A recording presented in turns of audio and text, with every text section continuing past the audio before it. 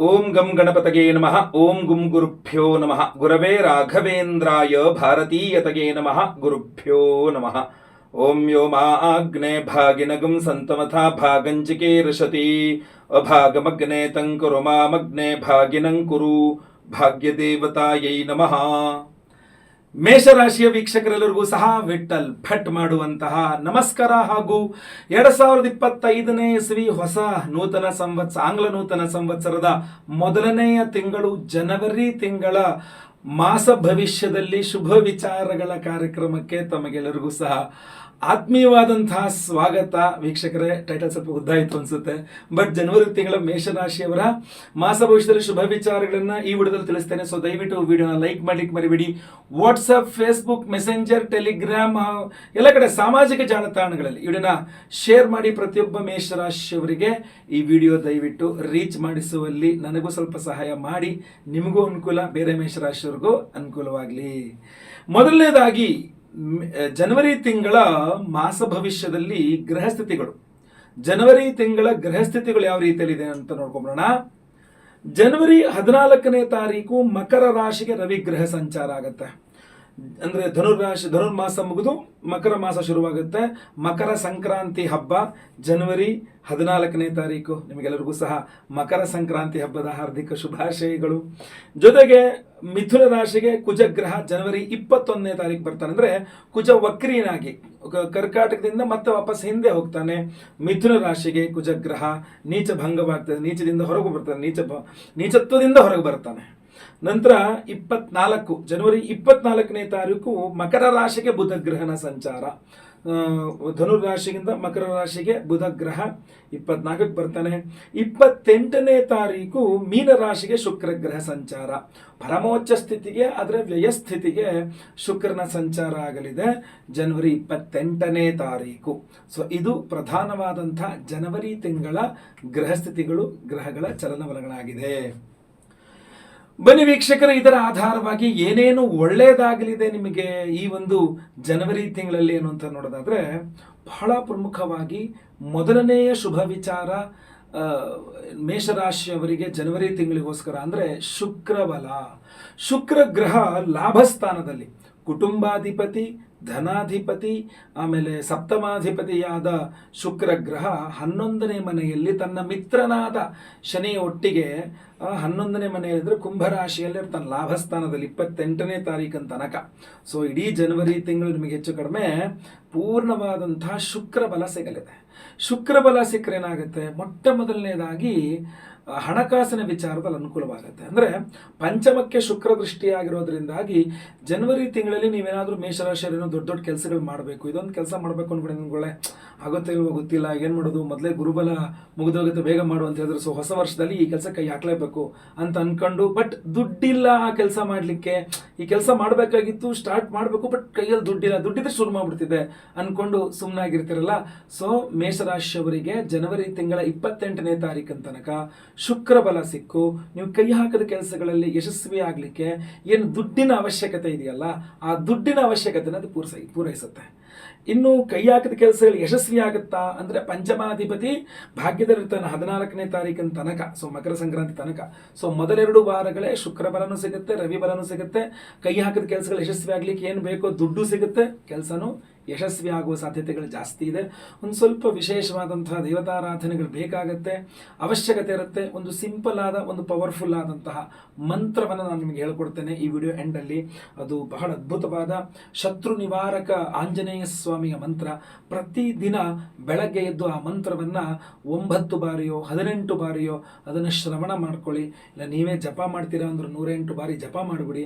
ತುಂಬ ಅದ್ಭುತವಾದಂಥ ಪವರು. ಈ ವಿಡಿಯೋ ಎಂಡಲ್ಲಿ ಹೇಳ್ತೇನೆ ಆ ಮಂತ್ರವನ್ನು, ದಯವಿಟ್ಟು ವಿಡಿಯೋನ ಎಂಡ್ ತನಕ ನೋಡಿ. ಒಂದು ವಿಶೇಷವಾದ ಇನ್ನೊಂದು ಪರಿಹಾರ ಪ್ರಸಾದ ಸಹ ಇದೆ. ನೆಕ್ಸ್ಟ್ ಎರಡನೇ ಶುಭ ವಿಚಾರ ಮೇಷರಾಶಿಯವರಿಗೆ ಈ ಒಂದು ಜನವರಿ ತಿಂಗಳಿಗೋಸ್ಕರ ಏನಪ್ಪಾ ಅಂತಂದ್ರೆ, ಬುಧ ಗ್ರಹ ನಿಮಗೆ ಮಕರ ರಾಶಿಗೆ 24ನೇ ತಾರೀಕು ಹೋಗ್ತದೆ. ಅಂದರೆ ಷಷ್ಠ್ಯಾಧಿಪತಿ ನಿಮಗೆ ಭಾಗ್ಯಸ್ಥಾನದಲ್ಲೇ ನಿಮಗೆ 24ನೇ ತಾರೀಕು, ಜನವರಿ 24ನೇ ತಾರೀಕಿನ ತನಕ ನಿಮಗೆ ಬುಧ ಗ್ರಹ ನಿಮ್ಮ ರಾಶಿಯಿಂದ 9ನೇ ರಾಶಿಯಲ್ಲಿ ಇರಲಿದ್ದಾನೆ.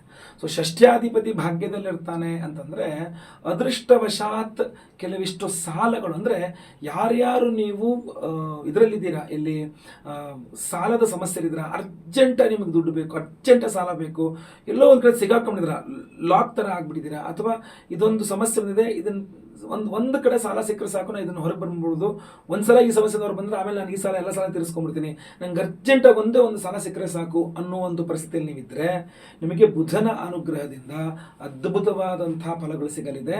ಅಂದರೆ ಸಾಲಗಳು ಅನಿರೀಕ್ಷಿತ, ನೀವು ಆಗೋದೇ ಇಲ್ಲ ಅನ್ಕೊಂಡಿದ್ದು ಕೂಡ ಲಾಸ್ಟ್ ಮೂಮೆಂಟಲ್ಲಿ ಸ್ವಲ್ಪ ನಿಮಗೆ ಸಾಲಗಳು ಸಿಗುವ ಸಾಧ್ಯತೆ ಇದೆ.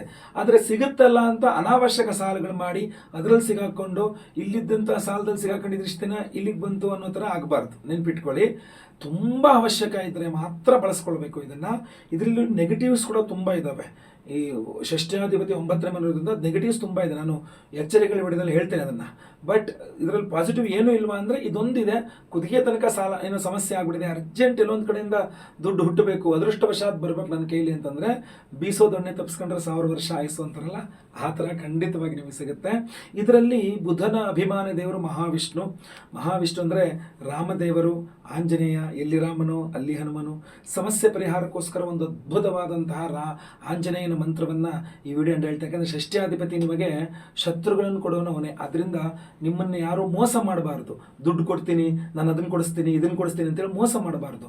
ಅದರಿಂದ ಹೊರಗೂ ಬರಬೇಕು, ಶತ್ರು ನಿವಾರಣೆ ಆಗಬೇಕು. ನಾನು ಅದಕ್ಕೋಸ್ಕರನೇ ಆ ಮಂತ್ರವನ್ನು ಹೇಳ್ತೇನೆ. ಈ ವಿಡಿಯೋ ಎಂಡ್ ತನಕ ನೋಡಿ, ನಿಮಗೆ ಅದ್ಭುತವಾದಂಥ ಯಶಸ್ವಿ ಸೂತ್ರ ಮಂತ್ರ ಅದು. ವಿಡಿಯೋ ಎಂಡ್ ತನಕ ನೋಡಿ. ನೆಕ್ಸ್ಟ್ 3ನೇ ಶುಭ ವಿಚಾರ ಮೇಷರಾಶಿಯವರಿಗೆ ಈ ಒಂದು ಜನವರಿ ತಿಂಗಳಿಗೋಸ್ಕರ ಏನಪ್ಪ ಅಂತಂದರೆ, ನೀವು ಮೇಷರಾಶಿಯವರಾಗಿದ್ದು ಐಡೆಂಟಿಟಿ ಕ್ರೈಸಿಸ್ ಅಂತಂದ್ರೆ, ಅಂದರೆ ಯಾರು ಗುರುತಿಸ್ತಾ ಇಲ್ಲ ಅಂತಲೋ, ತುಂಬ ಹಿನ್ನಡೆ ಆಗ್ತಾ ಇದೆ, ನಿಮಗೆ ಬೆಲೆ ಕೊಡ್ತಾ ಇಲ್ಲ, ಎಷ್ಟು ಅಂದರೆ ನಿಮಗೆ ಮೊದಲೇ ಯಾವ ರೀತಿಯಾದಂತಹ ಬೆಲೆ ಕೊಡ್ತಿದ್ರು, ನಿಮ್ಮನ್ನೇ ಮುಂದೆ ನಿಲ್ಲಿಸ್ಕೊಳ್ತಿದ್ರು, ನಿಮಗೋಸ್ಕರ ಎಲ್ಲ ಅಂದರೆ ಎಂತ ಹೇಳ್ತೀವಿ, ನಿಮಗೆ ತುಂಬ ಏನು ಪ್ರಾಮುಖ್ಯತೆ, ನಿಮ್ಮ ಪ್ರಾಮುಖ್ಯತೆಗೆ ಕೊರತೆ ಆಗಿದೆ, ತುಂಬ ಅವಮಾನಗಳು ಮಾಡ್ತಾ ಇದ್ದಾರೆ, ಇನ್ಸಲ್ಟ್ ಮಾಡ್ತಾ ಇದ್ದಾರೆ ಅಂತ ಏನಾದ್ರು ನೀವು ಯೋಚನೆ ಮಾಡ್ತಾ ಇದ್ದರೆ ನಿಮಗೆ ಎಲ್ಲೂ ಪ್ರಾಮುಖ್ಯತೆ ಕೊಡ್ತಾ ಇಲ್ಲ ಅಂತಲೋ, ಅಥವಾ ಕೆಲವಿಷ್ಟು ವಿಚಾರಗಳಲ್ಲಿ ಜ್ಞಾನದ ಕೊರತೆನೂ ಆಗಿರುತ್ತೆ. ಅಂದರೆ ನಿಮಗೆ ಯಾವುದೋ ಒಂದು ವಿಚಾರ, ಜಾಬ್ಗೆ ಹೋಗ್ತಾ ಇರ್ತೀರಾ, ಯಾವುದೋ ಒಂದು ವಿಚಾರದಲ್ಲಿ ನಿಮಗೆ ಆ ಪರ್ಟಿಕ್ಯುಲರ್ ಸಬ್ಜೆಕ್ಟ್ ಬಗ್ಗೆ ಅಷ್ಟು ನಾಲೆಡ್ಜ್ ಇರಲ್ಲ, ಅದರಿಂದಾಗಿ ನಿಮ್ಗೆ ಅವಮಾನ ಆಗ್ತಾ ಇರುತ್ತೆ.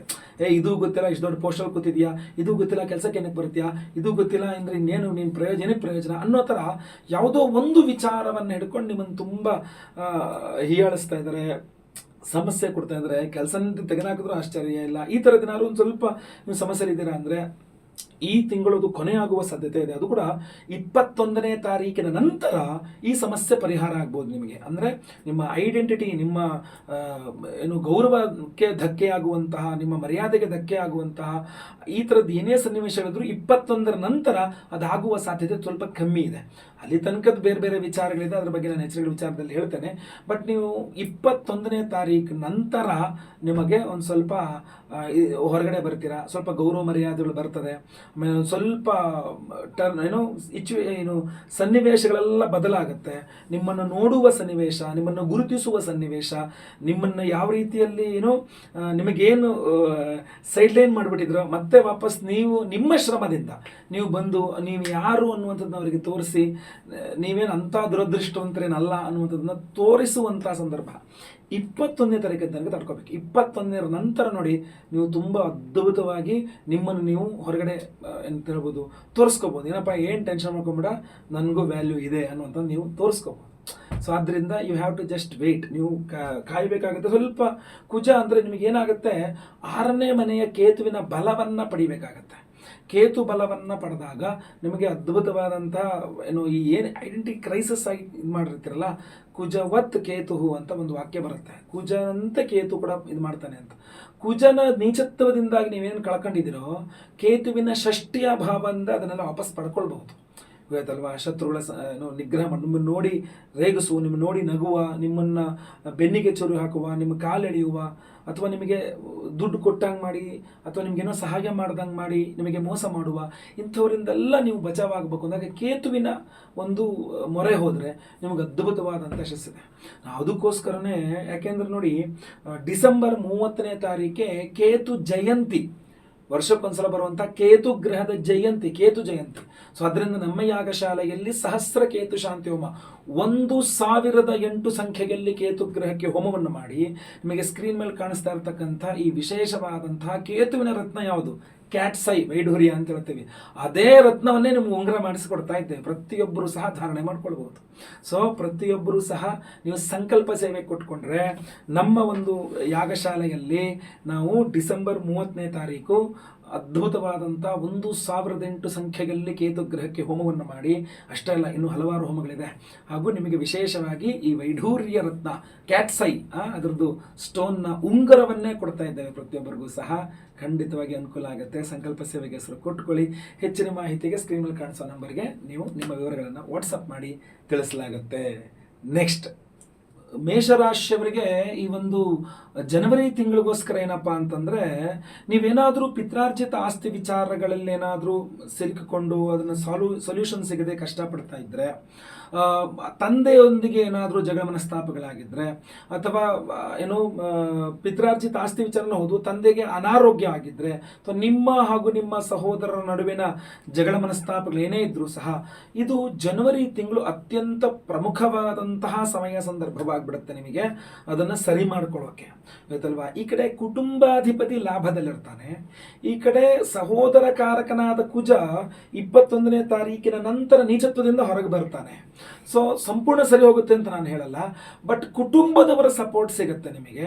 ಅಲ್ಲಿ ತನಕ ನಿಮಗೆ ಕುಟುಂಬದವ್ರ ಸಪೋರ್ಟ್ ಇಲ್ಲದೆ ನಿಮ್ಮ ಬ್ರದರ್ನೇ ಅವ್ರು ಸಪೋರ್ಟ್ ಮಾಡ್ತಾರೆ, ನಿಮ್ಮನ್ನು ಸಪೋರ್ಟ್ ಮಾಡಲ್ಲ ಅಂದಾಗ 21ನೇ ತಾರೀಕಿನ ನಂತರ ನಿಮಗೆ ಸಪೋರ್ಟ್ ಮಾಡಲಿಕ್ಕೆ ಸಹ ಶುರು ಮಾಡ್ತಾರೆ. ಸೊ ಈ ಜನವರಿ ತಿಂಗಳಲ್ಲಿ ಇದೆಲ್ಲ ಒಂದಿಷ್ಟು ಫ್ಯಾಮಿಲಿ ಡ್ರಾಮಾಗಳು ಆಗಲಿದೆ, ಬಟ್ ನೀವು ಸಾರ್ಟ್ ಔಟ್ ಮಾಡ್ಕೊಂಡ್ಬಿಡ್ಲಿಕ್ಕೆ ಒಂದು ಅವಕಾಶ ಸಿಗುತ್ತೆ.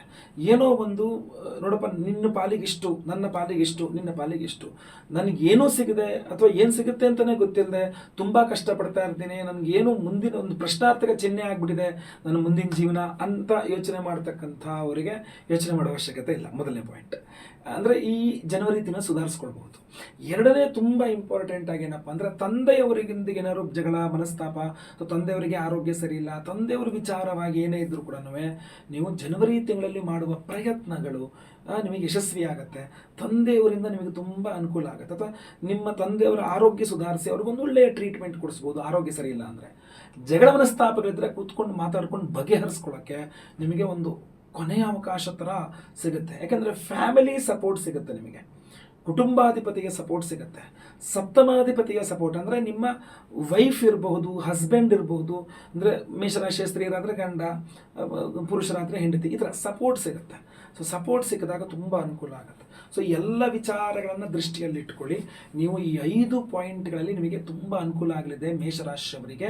ಇಲ್ಲಿ ಪರಿಹಾರದ ವಿಚಾರಕ್ಕೆ ಬಂದರೆ, ಈ ವಿಡಿಯೋ ಅಂಡೆಲ್ಲ ನಾನೊಂದು ಅದ್ಭುತವಾದಂತಹ ಶತ್ರು ನಿವಾರಕ ಪಂಚಮುಖಿ ಆಂಜನೇಯ ಮಹಾ ಒಂದು ಮಂತ್ರವನ್ನು ಹೇಳಿದ್ದೇನೆ. ಪ್ರತಿದಿನ ಬೆಳಗ್ಗೆ ಆ ಮಂತ್ರವನ್ನು ಒಂದು 108 ಬಾರಿ ಜಪ ಮಾಡ್ಕೊಳ್ಳಿ.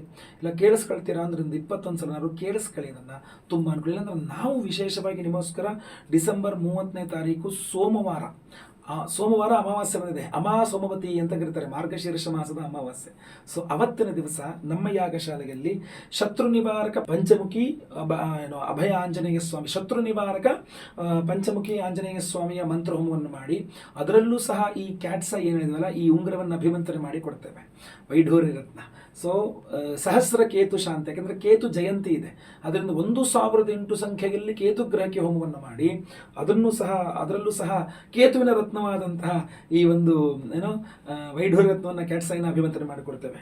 ಅದರ ಜೊತೆಗೆ ಷಟ್ ಪ್ರಣವ ಮಹಾಮೃತ್ಯುಂಜಯ ಹವನ ಅಂತ ಬರುತ್ತೆ. ನಾರ್ಮಲ್ ಮೃತ್ಯುಂಜಯ ಹವನ ಅಲ್ಲ ಇದು, ವಿಶೇಷವಾಗಿ ಷಟ್ಪ್ರಣವ ಮಹಾಮೃತ್ಯುಂಜಯ ಹವನ. ಯಾವುದೇ ರೀತಿಯಾದಂಥ ಆರೋಗ್ಯ ಬಾಧೆ ಇರಲಿ, ಅಥವಾ ಯಾಕೆಂದರೆ ನೋಡಿ, ನಾನು ಅದೇ ಎಚ್ಚರಿಕೆಗಳ ವಿಡಿಯೋದಲ್ಲಿ ತಿಳಿಸ್ತೇನೆ ನಿಮಗೆ, ಬಟ್ ನಿಮ್ಮ ಆರೋಗ್ಯ ಸರಿ ಹೋಗಲಿಕ್ಕೆ, ಕುಜ ನೀಚತ್ವದಿಂದ ಹೊರಗೆ ಬರಲಿಕ್ಕೆ 21ನೇ ತಾರೀಕಿಂದ ಕುಜ ಸರಿ ಹೋಗ್ಬಿಡ್ತಾನೆ. ಸೊ ಆದ್ದರಿಂದ ನಿಮಗೆ ತುಂಬ ಅನುಕೂಲ ಆಗ್ತಕ್ಕಂಥದ್ದು ಈ ಸಮಯದಲ್ಲಿ ಮೃತ್ಯುಂಜಯ ಹವನ ಮೊದಲೇ ಮಾಡಿಸ್ಕೊಂಡು ಆ ಕೇತುವಿನ ರತ್ನ ಧಾರಣೆ ಮಾಡಿಕೊಂಡ್ರೆ. ಸೊ ಅದರಿಂದ ಖಂಡಿತವಾಗಿ ನೀವು ಸಂಕಲ್ಪ ಸೇವೆ ಕೊಟ್ಕೊಳ್ಳಿ.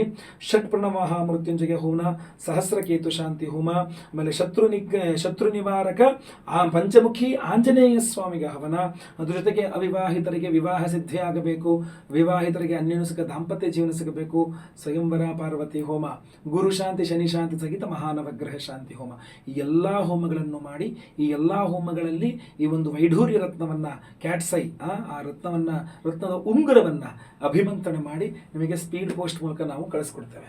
ಸೊ ಸಂಕಲ್ಪ ಸೇವೆ ಲೈವಲ್ಲಿ ಮೆಸೇಜ್ ಸಂಕಲ್ಪ ಆಗುತ್ತೆ. ಡಿಸೆಂಬರ್ 30ನೇ ತಾರೀಕು ಸೋಮವತಿ ಅಂತ ಸೋಮವಾರ ಅಮಾವಾಸ್ಯೆ ಬಂದರೆ ಭಾಳ ಪವರ್ಫುಲ್ ಅದು. ಸೊ ಅವತ್ತಿನ ದಿವಸನೇ ಮಾಡ್ತಾ ಇದ್ದೇವೆ. ಸ್ಕ್ರೀನ್ ಕಾಣಿಸಿದಂಥ ನಂಬರ್ಗಳಿಗೆ ನಿಮ್ಮ ಹೆಸರು, ಗೋತ್ರ ಗೊತ್ತಿದ್ರೆ ಗೋತ್ರ, ನಕ್ಷತ್ರ ಗೊತ್ತಿದ್ರೆ ನಕ್ಷತ್ರ, ನಿಮ್ಮ ರಾಶಿ, ನಿಮ್ಮ ವಿಳಾಸ ವಾಟ್ಸಪ್ ಮಾಡ್ಕೊಳ್ಳಿ.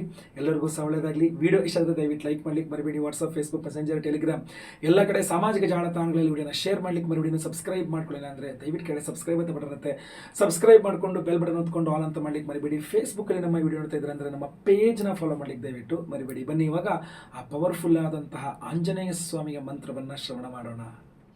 ಓಂ ನಮೋ ಹನುಮತೆ ರುದ್ರಾವತಾರಾಯ ಸರ್ವಶತ್ರು ಸಂಹಾರಣಾಯ ಸರ್ವರೋಗಹರಾಯ ಸರ್ವವಶೀಕರಣಾಯ ರಾಮದೂತಾಯ ಸ್ವಾಹಾ.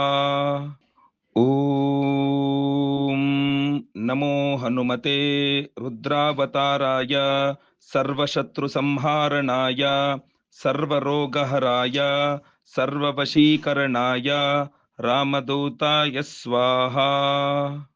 ಓಂ ನಮೋ ಹನುಮತೆ ರುದ್ರಾವತಾರಾಯ ಸರ್ವಶತ್ರು ಸಂಹಾರಣಾಯ ಸರ್ವರೋಗಹರಾಯ ಸರ್ವವಶೀಕರಣಾಯ ರಾಮದೂತಾಯ ಸ್ವಾಹಾ. ಓಂ ನಮೋ ಹನುಮತೆ ರುದ್ರಾವತಾರಾಯ ಸರ್ವಶತ್ರು ಸಂಹಾರಣಾಯ ಸರ್ವರೋಗಹರಾಯ ಸರ್ವವಶೀಕರಣಾಯ ರಾಮದೂತಾಯ ಸ್ವಾಹಾ. ಓಂ ನಮೋ ಹನುಮತೆ ರುದ್ರಾವತಾರಾಯ ಸರ್ವಶತ್ರು ಸಂಹಾರಣಾಯ ಸರ್ವರೋಗಹರಾಯ ಸರ್ವವಶೀಕರಣಾಯ ರಾಮದೂತಾಯ ಸ್ವಾಹಾ.